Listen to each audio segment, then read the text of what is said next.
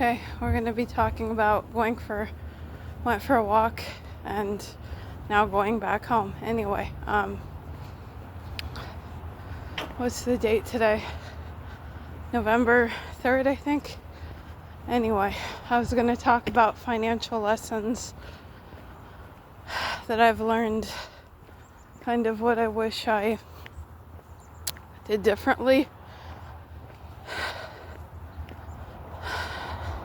Just using what I had in a better way, being a bit more strategic and stuff with what I had. Now for me, my issue was mainly, it was wasting too much money, but at the root of it was I never made much money until about the age of 28, so maybe that'll change in the future, but since then I was always low income, and yeah, it's just, life is expensive. It was even a few years ago when this started. So it's hard to save money. It's hard not to use that much when you don't have much of it to begin with. And my work was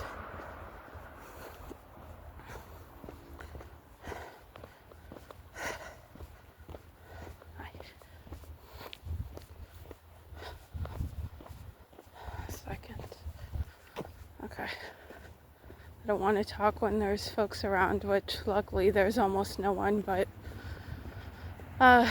anyway, I was working mainly, like all my jobs are relatively kind of short term, like it's not a career, they're just jobs in the moment, and you maintain them for as long as you can, and then it's kind of assumed that eventually things won't work out. The wages were low, so the schedule was inconsistent.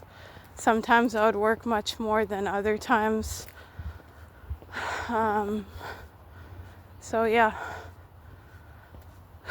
So I already talked about like some kind of habits that I wish I had. I realized after that I could have used the money that I earned. I could have used my income, like make it stretch further. That's really the main thing I should have done. Ultimately, without making more money, I still would have been eventually, like, I don't think like the money was gonna run out relatively soon anyway. But even having like a few months worth of savings, or a month even,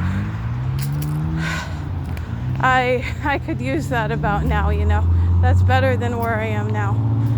And even if I hadn't gone into the debt that I did go into, and having that way over my head, or however you say it, having that to worry about, it would be nice to not have to worry about that and deal with it. So we're gonna just talk about like how, I think I've already mentioned on the channel, but how I wish I would have, what could I have done to stretch my income further. Now what's done is done, but I'm just thinking, if I do get income again, what habits, sometimes it's just life shows you very clearly what you should and shouldn't have done. So anyway, I think my mindset is much more different, although I still struggle with, like, I still want a certain kind of life, or I don't know. It would be hard to go very frugal and like not buy really anything if I had some money. I would want to get myself some things. And I would have want to do the normal things like birthday, Christmas, you know.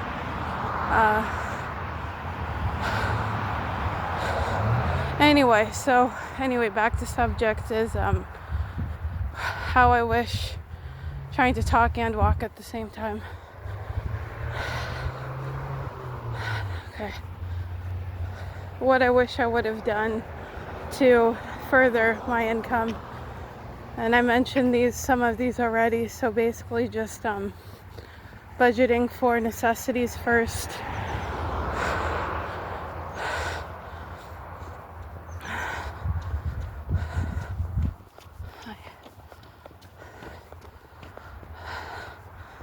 And then non-necessities, which I did the other way around. And so sometimes I would find it really hard to make sure I had some of my necessities, and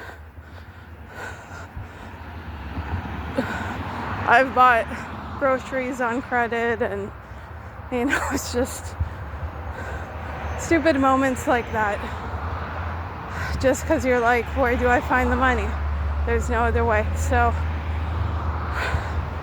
then just limiting on non-necessities, and you know, if you do buy something, try to make it like something that will last, if that can be done, instead of buying like a similar item to what you already have. Like, you know, beauty, it's like a lot of women have much more than they need, and they're just continuing to buy more and more of that. It's like, how much can one individual use or need?